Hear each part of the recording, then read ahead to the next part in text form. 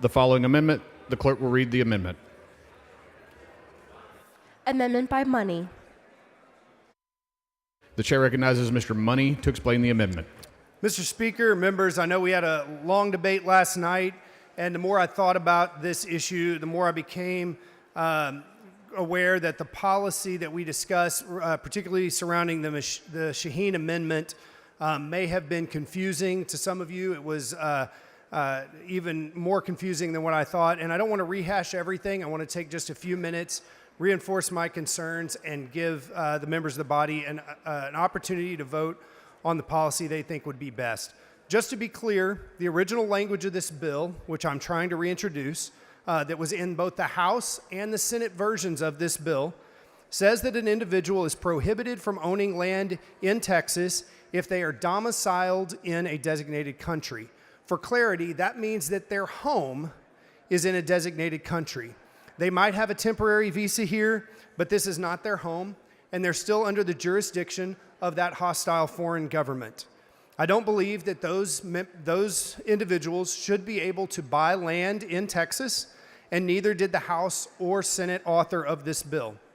Members, yesterday I heard a lot of people talk about their doctors, their neighbors, people they go to church with, and for the vast majority of them, they are here on immigrant visas where they are legal permanent residents, and they would not have applied to this bill.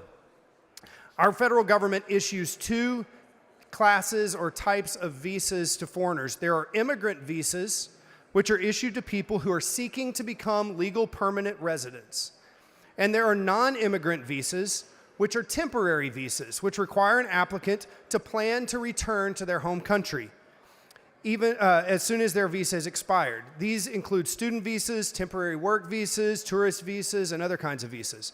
The intent of this program is to allow foreign nationals to visit our country for the purpose that is specified in their visa and not to immigrate to our country. If someone is here on a non-immigrant visa, that means that Donald Trump's State Department has determined that it is okay for them to visit our country. It does not mean that it is okay for them to stay. I want to reiterate that. Donald Trump's State Department has determined that it is okay for them to visit temporarily and work or visit or go to school in our country, but that means that at the end of that term, they have to go back to their home country when that expires. I do not think that we should allow someone that the State Department has said cannot stay in our country to be able to buy Texas land, but that was the effect of yesterday's Shaheen Amendment. All of the other amendments yesterday strengthened this bill, and this amendment specifically weakened it in a way that hostile foreign actors would prefer. I want to be clear. Under the new language, a Chinese or Russian or Iranian or North Korean resident who lawfully comes to the United States on a vacation or a student visa would be able to legally purchase 1,000 acres of farmland next to an Air Force base. I don't think that's what many of my Republican colleagues intended. Unfortunately, it also means that a company that is owned by this class of people would not be barred from purchasing property in our state as long as one American citizen or lawful resident has ownership in this company. It's my sincere belief that our enemies will, as the current bill reads after the Shaheen Amendment, continue to direct their citizens and people who are domiciled in their country to acquire land in the United States, concealing the nature of their relationship with these individuals and counting any who are caught as merely the cost of doing business. There can be no doubt that this language materially and practically limits the extent of the ban on hostile foreign land ownership.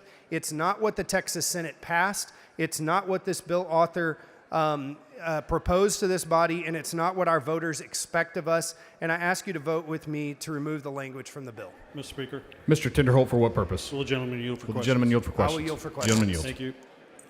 Representative Schoolcraft and I were looking on our phones and laptops, and are you aware that at Stanford, for instance, in the last 24 hours, that there is a case of Chinese espionage at Stanford University for people on one of these visas? That does not surprise me at all, and I'm sure it's happening in campuses all over this I think United it's States. I think it's common with many of these countries that are adversaries of the United States. I was also looking up data today, and are you aware that since 2016, so in the last 8 or 9 years, that espionage against the United States by visa holders in the United States has increased by over 600%. That does not surprise me one bit, and that's just what we have found. And so a lot of people don't understand how this espionage works. So let me explain it and ask you a few questions, see if you understand. Are you familiar with people coming over on these visas and collecting what the military calls EFIs, essential elements of friendly information? Have you ever heard of that? Yes, I have. So what they do is they come over and they will live next to critical infrastructure such as a military base, and they will ask questions. Is that correct? That's correct. And so they'll find a person that may be at a bar, and they'll ask questions about, what do you do for a job? How many aircraft are you a maintenance worker for? And they do this with 20, 30, 40 people.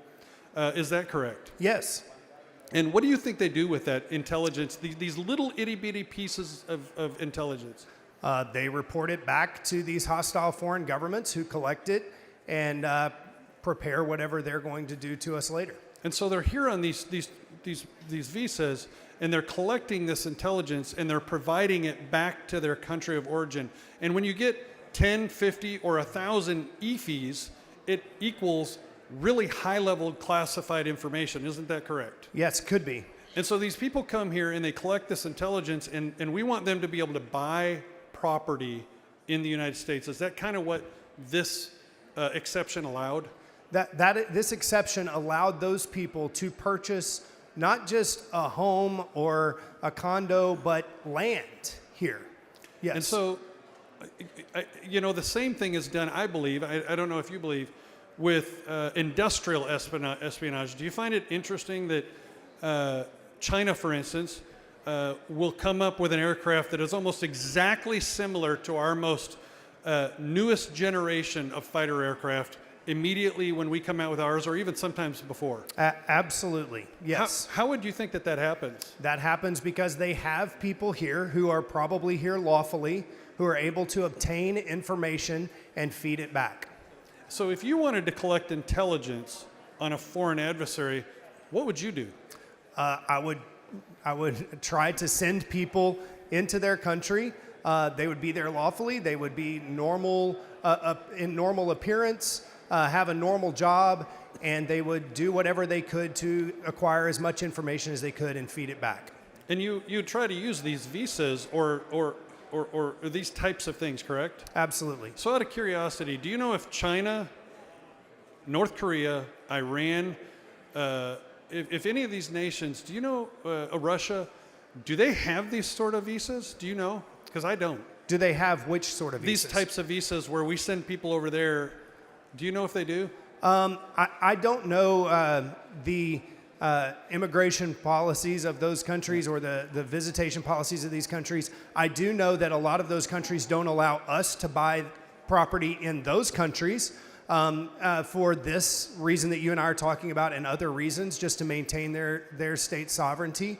And I think that is that's perfectly permissible. We in America have one of the most permissive policies for foreign land ownership of any country in the world. We allow almost anyone to purchase land for almost any reason with very little restrictions. So let me ask this. Do you think Republicans here on the floor have any issue with people getting a visa and coming here to work, or coming here to go to college or learn or add value to the education or the industrial base? Yeah, and I think there's probably a spectrum of different beliefs on that, but this bill doesn't deal with that. I'm asking you. Yes. Because I don't have a problem. I want these people to come here, and I want them to participate.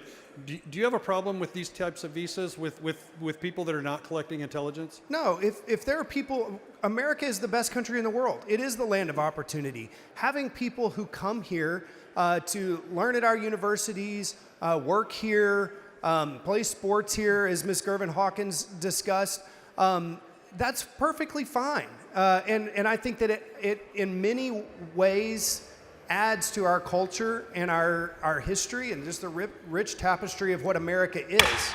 Gentleman's time has expired. Chair recognizes Mr. Wu in opposition to the amendment.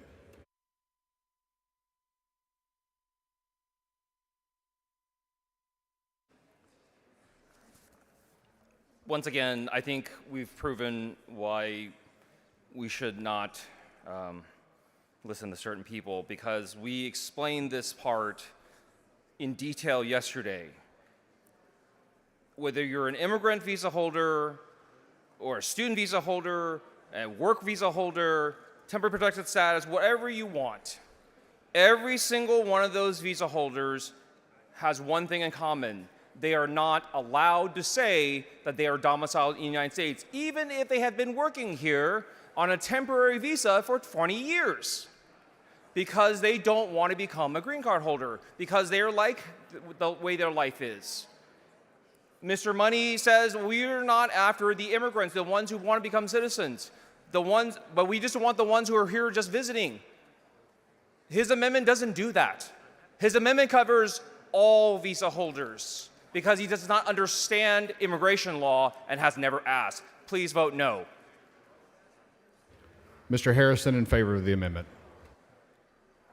Thank you, Mr. Speaker, members. I'll be very brief. I know I speak for millions of Texans who are tired of this body gutting Republican priorities before final passage and going home and pretending we solved a problem that they've been asking us to solve for years. That happened again last night with the Shaheen Amendment, so I'd like to thank profoundly Representative Money for bringing this amendment today to undo that terrible amendment that was put onto this bill at the last minute last night. And just want to remind everybody, if you want to be able to go home and look your constituents in the eye and say that you did everything you could to try and protect the sovereignty of the state of Texas, including our land, please join Representative Money in supporting this amendment. Thank you. Mr. Money to close on the amendment. I believe this amendment is acceptable to the author, and I ask you to vote yes. Thank you. The question occurs on the adoption of the amendment. This is a record vote. The clerk will ring the bell. Show Ms. Jones of Harris voting nay. Show Mr. Tinderholt voting aye. Show Mr. Hunter voting aye. Show Mr. Hefner voting aye. Show Ms. Button voting aye. Show Ms. Flores voting nay. Have all voted? There being 84 ayes, 61 nays, the amendment fails. The following amendment, the clerk will read the amendment.